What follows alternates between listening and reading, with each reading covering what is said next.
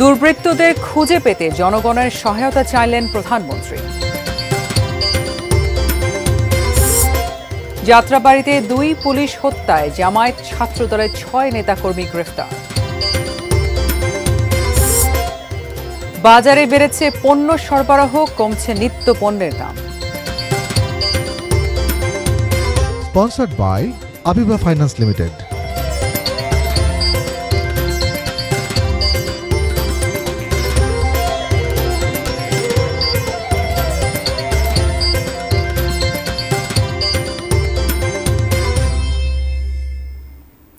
দেখছেন, সবাইকে স্বাগত জানাচ্ছি এটি নিউজে। দেখছেন দেশের খবর, আপনাদের সবার সাথে আছে আমি নাহরিন মোস্তফা। এবার বিস্তারিত। কোটা বিরোধী আন্দোলনকে পুঁজি করে দুর্বৃত্তদের তাণ্ডব পাকিস্তানি হানাদার বাহিনীর বর্বরতা মনে করিয়ে দিয়েছে বলে মন্তব্য করেছেন প্রধানমন্ত্রী শেখ হাসিনা। দেশের আনাচে কানাচে পালিয়ে থাকা এই নাশকতাকারীদের ধরিয়ে দিতে আইন শৃঙ্খলা বাহিনীকে সহায়তা করার আহ্বান জানান তিনি। দুর্বৃত্তদের তাণ্ডবে ক্ষতিগ্রস্ত বাংলাদেশ টেলিভিশন ভবন পরিদর্শনে গিয়ে প্রধানমন্ত্রী আজ সকালে এই আহ্বান জানান। 60 বছরের ইতিহাসে এমন নৃশংসতা কখনো দেখেনি দক্ষিণ এশিয়ার প্রথম পূর্ণাঙ্গ TV channel Bangladesh television BTV. 1964 সালে সম্প্রচার শুরুর পর 2007 সালে প্রবল ঘূর্ণিঝড়ের কারণে মাত্র 3 ঘন্টার জন্য অন্ধকার ছিল এই টিভি চ্যানেলটির পর্দা। তবে এবার কোটা বিরোধী আন্দোলনের নামে নাশকতায় প্রায় 24 ঘন্টার জন্য সম্প্রচার বন্ধ রাখতে বাধ্য হয় রাষ্ট্রীয় প্রতিষ্ঠানটি। শিক্ষার্থীদের আন্দোলনের আড়ালে দুর্বৃত্তরা পরিকল্পিতভাবে ধ্বংস করেছে দেশের প্রথম টেলিভিশন জাদুঘর, ক্ষতিগ্রস্ত করেছে আর্কাইভের অমূল্য সম্পদ। বিটিভি ভবনের ধ্বংসস্তূপ পরিদর্শনে এসে দেশজুড়ে এমন নৃশংসতার নানা ঘটনার বর্ণনা দিলেন প্রধানমন্ত্রী। আমাদের এক কর্মীকে শুধু মারেই নাই, হাসপাতালে চিকিৎসা করতে গেছে, সেখান থেকে বের করে নিয়ে এসে তাকে মেরে ঝুলিয়ে রেখে দিয়েছে পুলিশ। সেই উত্তরা ইসলামী হাসপাতাল চিকিৎসা করতে গেছে আহত পুলিশ, তাকে হাসপাতাল থেকে টেনে বের করে রাস্তায় ফেলে তাকে সেখানে কুপিয়ে কুপিয়ে হত্যা করেছে, পুলিশকে মেরে ঝুলিয়ে রেখেছে। শেখ হাসিনা বলেন, আন্দোলনকারীদের সকল দাবি মেনে নেয়ার পরও তার বক্তব্য বিকৃতভাবে উপস্থাপন করে শিক্ষার্থীদের উস্কে দেয়া হয়েছে। একটা মানলে আরেকটা, আরেকটা মানলে আরেকটা। 1 দফা কোটা সংস্কার, তার থেকে চলে গেল 3 দফা, তারপরে 6 দফা, তারপরে 8 দফা, তারপরে আবার 4 দফা। যখনই যেটা চাচ্ছে যেই দিয়ে দিই তখন আরও একটা দফা। লন্ডনে থাকা বিএনপির ভারপ্রাপ্ত চেয়ারপারসন তারেক জিয়াকে উদ্দেশ্য করে সরকার প্রধান বলেন, সাজাপ্রাপ্ত পলাতক আসামি প্রবাসীদের আইন ভাঙতে উস্কানি দিচ্ছে। লন্ডন থেকে নির্দেশ যায়, যেখানে যেখানে বাঙালি আছে সেখানে সেখানে আন্দোলন করতে হবে। আর এই আন্দোলন করতে যে তাদের অবস্থাটা কি, শুধু নিজেদের চাকরি বাকরি রুজি রোজগার পথ যে হারালো তা না, আজকে যে বাঙালিরা ওখানে কাজ করে খায় তাদের মুখটা কোথায় থাকে, তাদের কি অবস্থা হয়, আর ভবিষ্যতে ওই দেশে আর নেবে কিনা। যারা BTV, metro rail, elevated expressway সহ রাষ্ট্রীয় সম্পদ ধ্বংস করে মানুষকে দুর্ভোগে ফেলেছে, তাদের শাস্তির আওতায় আনার কথা আবারও জানালেন প্রধানমন্ত্রী শেখ হাসিনা। ৭১-এর পাক হায়না কিংবা তাদের এ দেশীয় দোসর অথবা ৭৫-এর খুনি চক্র এ পর্যন্ত কেউই রাষ্ট্রীয় গণমাধ্যমে এইভাবে নৃশংসতা চালায়নি। তাই বিটিভি ভবন পরিদর্শনে এসে প্রধানমন্ত্রী শেখ হাসিনার প্রশ্ন, এই দুর্বৃত্তরা কোন দেশের নাগরিক, তারা কতটা নৃশংস? একই সঙ্গে সারা দেশের আনাচে কানাচে থেকে এই দুর্বৃত্তদের খুঁজে বের করার জন্য দেশবাসীর সহায়তা চান তিনি। Arafat Siddiqui, ATN news, BTV ভবন, রামপুরা, ঢাকা। যাত্রাবাড়িতে 2 পুলিশ সদস্যকে হত্যার ঘটনায় জামায়াত ও ছাত্রদলের 6 নেতাকর্মীকে গ্রেফতার করেছে পুলিশ। এদিকে নারায়ণগঞ্জের সাইনবোর্ড এলাকায় পেশাগত দায়িত্ব পালনকালে এক নারী সাংবাদিককে যৌন হয়রানি ও লাঞ্ছনার ঘটনায় একজনকে গ্রেফতার করেছে ডিবি পুলিশ।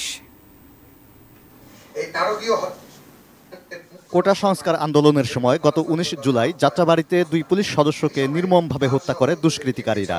এরপর সেই লাশ আটকে রাখে তারা। একদিন পর সেই 2 লাশ উদ্ধার করে পুলিশ। এ ঘটনায় বৃহস্পতিবার রাজধানীর বিভিন্ন এলাকা থেকে ৬ জনকে গ্রেপ্তার করে ঢাকা মহানগর গোয়েন্দা পুলিশ। ৬ জনই ছাত্রদল এবং জামায়াতের নেতাকর্মী বলে দাবি করেন ঢাকা মহানগর গোয়েন্দা পুলিশের অতিরিক্ত কমিশনার হারুন অর রশিদ। তিনি আরও জানান, আইনশৃঙ্খলা পরিস্থিতির অবনতি করে সরকারকে বেকায়দায় ফেলাই ছিল মূল উদ্দেশ্য। একটা রাষ্ট্রকে অকার্যকর করার জন্য একটি চক্র, তারা বারবারই ব্যর্থ হচ্ছে পুলিশের কারণে, যার কারণে তারা এখন পুলিশকেই তারা টার্গেট করেছে। জামাত শিবির চক্র, বিএনপির চক্র কোন বাসাবাড়িতে আছে, কারা হত্যাকাণ্ডে অংশ, তাদেরকেও আমরা খুঁজছি এখন তারা কোন বাড়িতে আছে, যে বাড়িতে থাকবে সেখানে তাদের ধরে নিয়ে আসবো আমরা। এদিকে নারায়ণগঞ্জের সাইনবোর্ড এলাকায় পেশাগত দায়িত্ব পালনকালে এক নারী সাংবাদিককে মারধর, যৌন হয়রানি ও লাঞ্ছনার ঘটনায় একজনকে গ্রেপ্তার করেছে ডিবি পুলিশ। শনিবার সাইনবোর্ড এলাকায় খবর সংগ্রহ ও ছবি তোলার সময় সেখানে আন্দোলনরত কয়েকজন বিএনপি নেতা এই হামলা চালায় বলে অভিযোগ পাওয়া যায়। পরে আরেক বিএনপি নেতা স্থানীয় কাউন্সিলর তাকে উদ্ধার করে পুলিশের সহযোগিতায় হাসপাতালে পাঠান। শহীদুল ইসলাম টিটু সভাপতি ফতুল্লাহ থানা বিএনপি, তাকে আমরা গ্রেপ্তার করি এবং তার কথা মতো আরও আমরা দুজনের নাম পাই। একজন হচ্ছে ইকবাল, আরেকজন হচ্ছে মামুন মাহমুদ, তাদেরও আমরা গ্রেপ্তার করব। অন্যদিকে নরসিংদী জেলা কারাগার থেকে পালিয়ে যাওয়া ৯ জঙ্গির মধ্যে আরও একজনকে গ্রেপ্তার করেছে পুলিশ। বৃহস্পতিবার গাজীপুরের কাপাসিয়া উপজেলার বড়ুয়া এলাকা থেকে তাকে গ্রেপ্তার করে নরসিংদী জেলা গোয়েন্দা পুলিশ।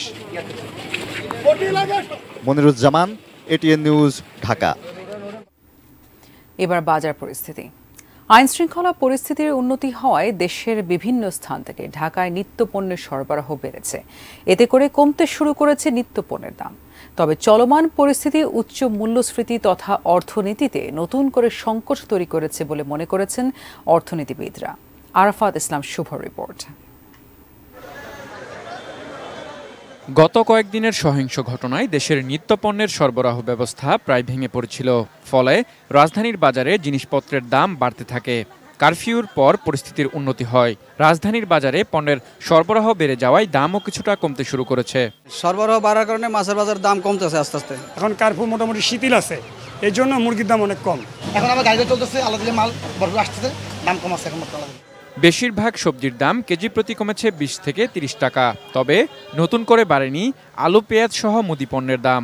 মাছের ক্ষেত্রেও কেজি প্রতি ৫০ টাকা থেকে ১৫০ টাকা পর্যন্ত দাম কমেছে। ৫০ টাকা পর্যন্ত কমেছে বিভিন্ন মুরগির দাম আর অপরিবর্তিত গরু ও খাসির মাংসের দাম। গেল কয়েকদিনের কারফিউ কিছুটা শিথিল হওয়ায় বাজারে ক্রেতা উপস্থিতি তুলনামূলক বেড়েছে। পণ্যের সরবরাহ নিয়ে অভিযোগ না থাকলেও ক্রয় ক্ষমতা নাগালের বাইরে চলে যাচ্ছে বলছেন ক্রেতারা। যেভাবে পর্যাপ্ত পরিমাণে টাকা নিয়ে আসতেছি সেই হিসেবে পরিমাণটা কমাই দিতে হচ্ছে। আগে দাম বেশি ছিল, তারপরে এই পরিস্থিতির কারণে আরো বেড়ে গেছে, তার মানে কষ্টটা আরো বেড়ে গেছে। দামটা আসলে হয়তো আনতে পারতেছে না, সেই কারণে একটু বেড়েছে, কিন্তু এটা আসলে মনিটরিং করা উচিত। সরকারি চাকরিতে কোটা সংস্কার আন্দোলনকে কেন্দ্র করে সাম্প্রতিক অস্থিরতা এবং পরবর্তীতে জারি হওয়া কারফিউর কারণে পণ্য সরবরাহ ব্যাহত হয়। এর ফলে মূল্যস্ফীতির ঊর্ধ্বগতি আরো বাড়বে, যা অর্থনীতিতে নেতিবাচক প্রভাব ফেলবে। সাপ্লাই চেইনের যদি ডিস্টোরশন হয়, ক্ষতি হয়, তাহলে সেটার উপর কিন্তু আমরা জানি যে সেটা মূল্যস্ফীতিকে উস্কে দেয়। অতএব এই মূল্যস্ফীতিকে কিভাবে প্রতিহত করবে সেটা একটা বিষয়। আরেকটা জায়গা হচ্ছে এই অর্থনৈতিক ক্ষতি, সেটা কিন্তু রাষ্ট্রীয় সম্পদের ক্ষতি, রাষ্ট্রীয় ব্যয়ভার কিন্তু রাষ্ট্রের ঘাড়েই চাপবে। বাংলাদেশ পরিসংখ্যান ব্যুরোর সর্বশেষ তথ্য অনুযায়ী সদ্যবিদায়ী ২০২৩-২৪ অর্থবছরের গড় মূল্যস্ফীতি হয়েছে ৯.৭২%, যা অর্থবছর ওয়ারি হিসাবে অন্তত এক যুগের মধ্যে সর্বোচ্চ। আরাফাত ইসলাম শুভ, এটি নিউজ, ঢাকা। কক্সবাজারে শাকসবজির বাজার চড়া, মাছের দামও ঊর্ধ্বমুখী। চৌমোহনী বাজার থেকে জানিয়েছেন প্রতিনিধি অর্পণ বড়ুয়া। কক্সবাজারের নিত্যপণ্যের বাজার, কাঁচা তরিতরকারির বাজার এবং কাঁচা মাছের বাজারে সাধারণ মানুষের নাভিশ্বাস উঠেছে। কারণ গত সাম্প্রতিক সময়ে যে তরিতরকারিগুলো বাজারে উঠছে এগুলোর দাম অনেক বেশি। আমি এখন চৌমোহনী বাজারে রয়েছে, এখানে যে তরিতরকারিগুলো দেখছি, এখানে মিষ্টি কুমড়ার দাম কেজি ৬০ টাকা এবং পেঁপে মনে হয় ৫০ টাকা কেজিতে, শসা ৫০ থেকে ৬০ টাকা, এবং এখানে ঝিঙে দেখা যাচ্ছে, ঝিঙে ১০০ টাকা এবং বটবুটি সিম ১০০ টাকা সহ এখানে যে সকল কাঁচা তরিতরকারিগুলো দেখা যাচ্ছে, এগুলো আসলে চড়া মূল্যে বিক্রি করা হচ্ছে। পাশাপাশি এখানে যে কাঁচা মাছগুলো উঠছে, যেহেতু সামুদ্রিক মাছ ধরা সম্প্রতি শুরু হয়েছে সাগরে, এখনো পর্যন্ত জেলেরা পুরোপুরিভাবে পুরো দমে তারা আসলে নামতে পারেনি। যারা গেছেন তারা এখনো সাগর থেকে ফিরে আসেনি। এখানে সামুদ্রিক মাছ কম ওঠার কারণে এখানে চাষের মাছ উঠছে, বিশেষ করে তেলাপিয়া, রুই, কাতাল, এই মাছগুলো এখানে উঠছে। যে মাছগুলো উঠছে সেগুলো কিন্তু অন্যান্য দিনের তুলনায়, যেহেতু মাছ অন্যান্য সময়ের তুলনায় এখন 50 থেকে 100 টাকা বেশি মূল্যে বিক্রি করা হচ্ছে বলে এখানে আমরা দেখতে পেয়েছি। কক্সবাজারের রামুর চৌমুহনী বাজার থেকে টুকে ছিল এখানকার নিত্যপণ্যের বাজার এবং কাঁচা বাজারের সবশেষ পরিস্থিতি। দর্শক, এ পর্যায়ে নিচ্ছি ছোট্ট একটি বিরতি। ফিরে এসে অন্যান্য খবরের সঙ্গে আরও যা থাকছে। পদ্মা সেতু দিয়ে ঢাকা যশোর রুটে ট্রেন বাড়ানোর দাবি।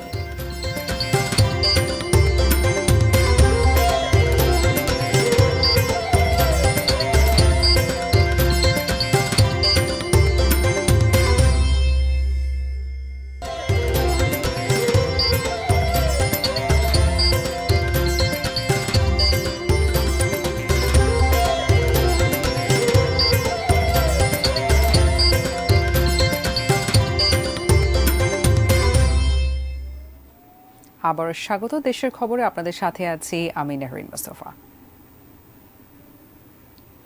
পদ্মা সেতু পার হয়ে দিনে মাত্র একবার যশোরে থামবে ট্রেন, তাও শহর থেকে 15 কিলোমিটার দূরের পদ্মাবিলা স্টেশনে।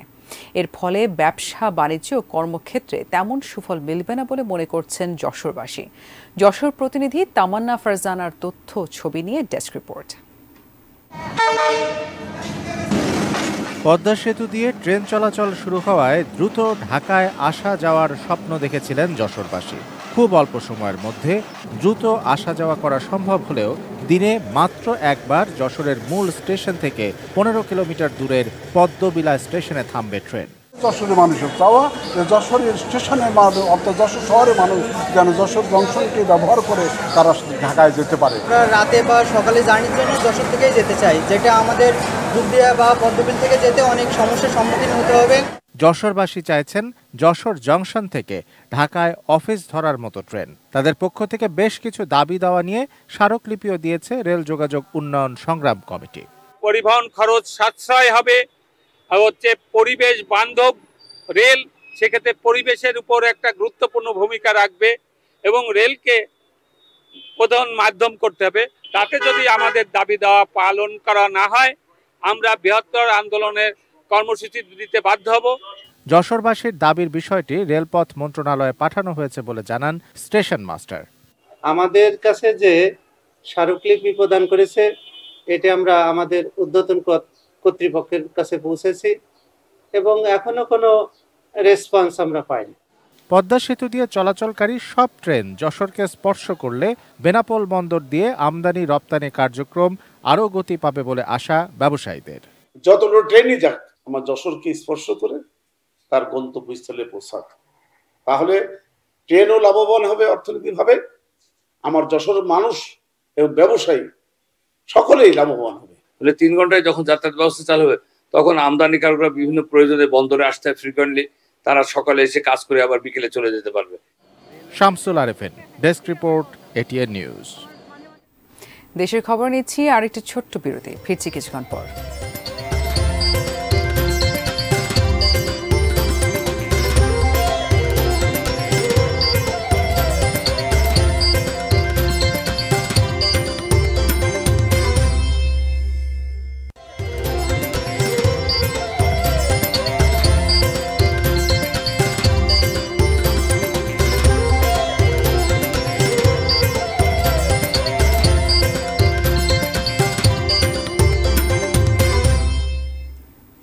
দেশের খবরে আবারও স্বাগত। আপনাদের সাথে আছি আমি নাহরিন মুস্তফা। চলে যাচ্ছি আমাদের পরবর্তী খবরে। পঞ্চগড়ের আটোয়ারী উপজেলায় মিশ্র ফলের বাগান করে স্বাবলম্বী হয়েছেন তরুণ উদ্যোক্তা মাসুদ রানা। তার সহযোগিতায় স্থানীয়রা বাড়ির আঙ্গিনায় ফল চাষ করে দেখছেন লাভের মুখ। উদ্যোগী তরুণ মাসুদ রানা চান কৃষি আর পর্যটনকে এক করে নতুন কিছু করতে। পঞ্চগড় প্রতিনিধি সিদ্ধার্থ কর্মকারের পাঠানো তথ্য ছবিতে ডেস্ক রিপোর্ট। বিশাল জায়গা জুড়ে ফলের বাগান, সেখানে আম, মাল্টা, কমলা, পেয়ারা, আঙ্গুর ছাড়াও চেনা অচেনা নানা ফলের গাছ, আছে কয়েক লাখ চারা গাছ।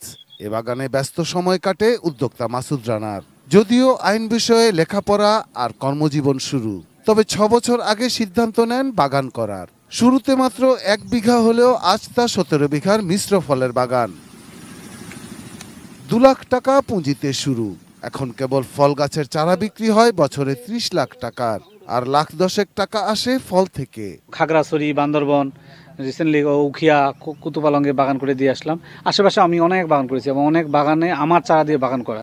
আধুনিক কৃষিও একটি শিল্প, এই ধারণা নিয়েই এগিয়ে যেতে চান তরুণ মাসুদ রানা। জানালেন কৃষিভিত্তিক পর্যটনে তার পরিকল্পনার কথা। আমি অ্যাগ্রো ট্যুরিজম করতে যাচ্ছি, মানে মানুষ আসবে, ফল দেখবে, খাবে এবং নিয়ে যেতে পারবে। সাথে আমি একটা সুইমিং করব, কটেজ করব। মাসুদ রানার বাগান থেকে চারা নিয়ে অনেকেই বাড়ির আঙিনা ও আশপাশে ফল চাষ করে পাচ্ছেন সফলতা। আঙ্গুরের চাষ করছি, এটা জার্মানির ভেরা জাত নামক আঙ্গুর, ব্যাপক ফল ধরছে। আঙ্গুরের বাগান দেখে আমার মনে খুব আগ্রহ জাগছে এবং আঙ্গুরটা খুব মিষ্টি। ফল চাষে উদ্যোক্তাদের সব ধরনের সহযোগিতা দিচ্ছে কৃষি অফিস। পঞ্চগড় জেলায় ফল চাষের একটা নীরব বিপ্লব হচ্ছে। নতুন উদ্যোক্তাদেরকে আমরা এই কিভাবে নতুন নতুন জাতের ফল লাগাইতে হয়, কিভাবে তাদের পরিচর্যা করতে, এই সমস্ত বিষয়ে আমরা কারিগরি দিক নির্দেশনা দিব। Shahidul Rana, desk report, ATN news. শেষ করার আগে শিরোনামগুলো দেখে নিচ্ছি আরও একবার।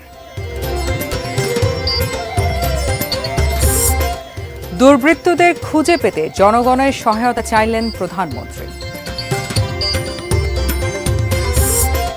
যাত্রাবাড়িতে 2 পুলিশ হত্যায় জামায়াত ছাত্র দলের 6 নেতাকর্মী গ্রেফতার। বাজারে বেড়েছে পণ্য সরবরাহ, কমছে নিত্যপণ্যের দাম। পদ্মা সেতু দিয়ে ঢাকা যশোর রুটে ট্রেন বাড়ানোর দাবি। Sponsored by Abiba Finance Limited. দেশের খবরে আজ এই পর্যন্ত। এটি নিউজের সব খবর জানতে ভিজিট করুন www.atnnews.tv। এছাড়া চোখ রাখুন এটি নিউজের ইউটিউব ও ফেসবুক পেজে। কাল আবারও দেখা হবে একই সময়ে। সে পর্যন্ত সঙ্গে থাকুন, দেখতে থাকুন এটি নিউজ।